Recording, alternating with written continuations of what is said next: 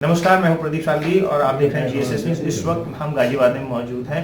हमारे बीच में जसवंत जी हैं जो कि एक ब्लू पैंथर नाम के सामाजिक संगठन में हैं और इसके राष्ट्रीय अध्यक्ष।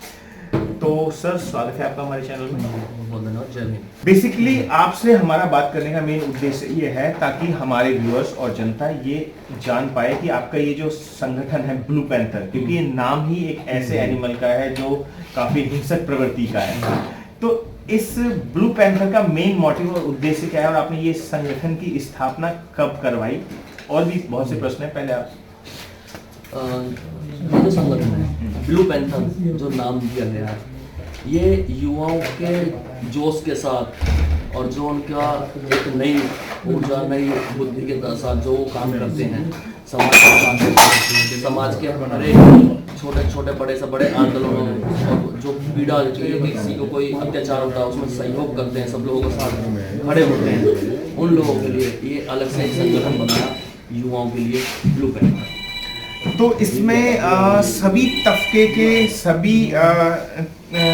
के सभी कास्ट के लोगों के लिए हेल्पफुल है आपका, या किसी निजी कौम के लिए या किसी अल्पसंख्यक टाइप की? ऐसा नहीं है कि खाली किसी निजी कौम के, लगातार मैं हर समाज के हर तरह के लोगों के साथ खड़ा रहता हूँ।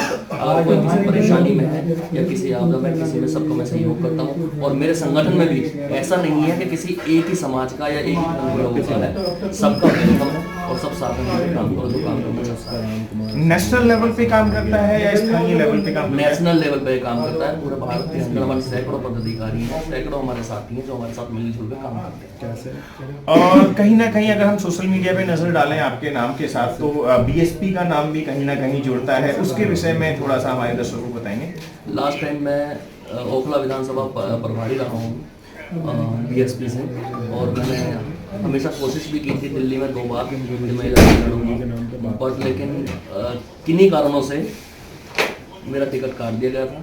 तो इसीलिए मैंने आज समाजवादी पार्टी के साथ, मैंने अपने संगठन के साथ उनका सहयोग करने के लिए साथ चला। तो इसका मतलब अब आपका बीएसपी से इस वक्त कोई लेना देना नहीं है? नहीं, मेरा इस वक्त कोई लेना देना नहीं है। अभी जो भी कुछ है, मेरा सब कुछ समर्थन जो है पीडीए की विचारधारा को है, समाजवादी की जो पीडीए विचारधारा है, मैं उसको समर्थन। तो आप अपने पूरे संगठन को लेकर पीडीए की विचारधारा के तहत समाजवादी पार्टी में मूव कर चुके हैं? जी जी।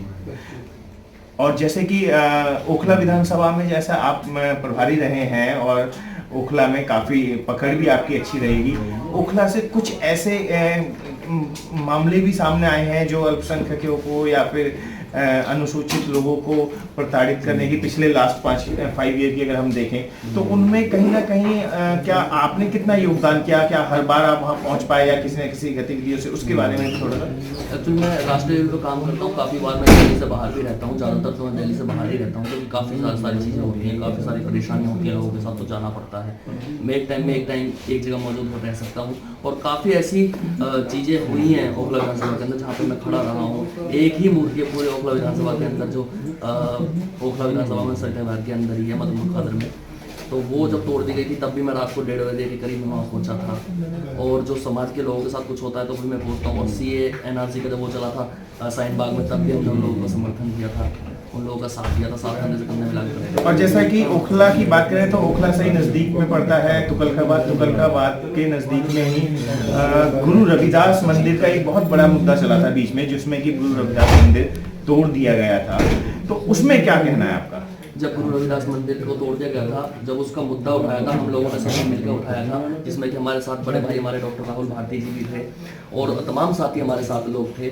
हम सब लोगों ने मिलकर एक ये बीड़ा उठाया था और उस लड़ाई को लड़ा भी था। हमने डंडे भी खाए थे, लाठियाँ भी खाई थी, हमें उठाकर बंद भी किया गया था, बट लेकिन हम लोगों ने सब कुछ सहा। और ये सरकार जो ये निकम्मी सरकार बैठी है, जो सरकार है, ये जो एक मानसिकता को लेकर चल रही है, ये जो सरकार ये नहीं चाहती कि दलितों का, पिछड़ों का, दबों का, गरीबों का कोई अच्छा कुछ हो। लेकिन कहीं ना कहीं हम बात करें कि ये जो मुद्दा है, ये मुद्दा है दिल्ली का, और दिल्ली के अंदर पिछले काफी लंबे अरसे से रही है काबिज आम आदमी पार्टी। और जैसा कि आपकी बातों से अभी तक हमारे दर्शक भी समझ चुके हैं और हम भी समझ चुके हैं कि आप इस समय सपा में आ चुके हैं, और सपा का अलाइनमेंट केजरीवाल गवर्नमेंट से और किसी गवर्नमेंट से और आम आदमी पार्टी से है।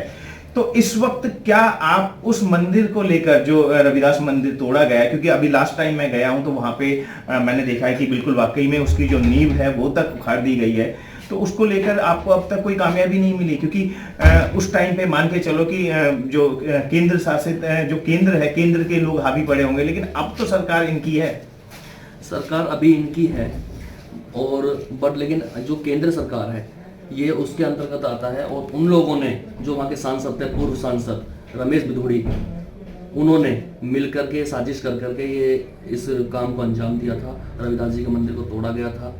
और जो आम आदमी पार्टी है, हम तो पहले केजरीवाल जी थे मुख्यमंत्री, अब आतिशी जी हैं, हमने लगातार उनसे हमें बात करते रहते हैं, हम उनसे कहते रहते हैं कि हाँ भाई हमारे सहयोग करें, वो हमें सहयोग करते भी हैं और अभी चर्चा में हैं और हमारा पूरा प्लान चल रहा है। हम बहुत ही जल्द उस पर दोबारा आंदोलन करेंगे। अगर हमारी ज़मीन हमें नहीं मिलेगी पूरी जैसे थी हमारे वैसे की वैसी हमें ज़मीन चाहिए, अगर नहीं मिलेगी तो पूरा समाज, आपके चैनल के माध्यम से बता दे रहा हूँ, हमारी प्लानिंग चल रही है और हम पूरा बहुत बड़ा एक आंदोलन खड़ा करने वाले हैं। तो कहीं ना कहीं अगर हम बात करें तो जैसे बीजेपी गवर्नमेंट के, आपने पूर्व सांसद का नाम लिया रमेश बिधूड़ी जी का, रमेश बिधूड़ी जी बीजेपी से हैं, उनकी विचारधाराएं काफी लोग जानते भी हैं इस वक्त, लेकिन जो सांसद हैं वो रामवीर सिंह जी आ चुके हैं। क्या आपने उनसे इस बात को लेकर, क्योंकि आपकी तरफ एक संस्था है और संस्था जो है निष्पक्ष होती है, क्या आपने उनसे इस बात को लेकर विवाद या बात करी कि भाई इसका क्या आगे करना है और क्या नहीं होना है? वो तो सिर्फ एक पार्टी के प्रतिनिधि हैं। आप रमेश बिधूड़ी जी के बाद आ गए हैं रामवीर सिंह बिधूड़ी जी, और लेकिन जो पार्टी है उसकी मानसिकता देखो, वो नहीं चाहती कि दलितों का कोई मंदिर बने या दलितों को कोई आगे बढ़े या इनका कोई नाम लेने वाला हो। हमारे दर्शकों से चलते चलते कुछ कहना चाहेंगे आप?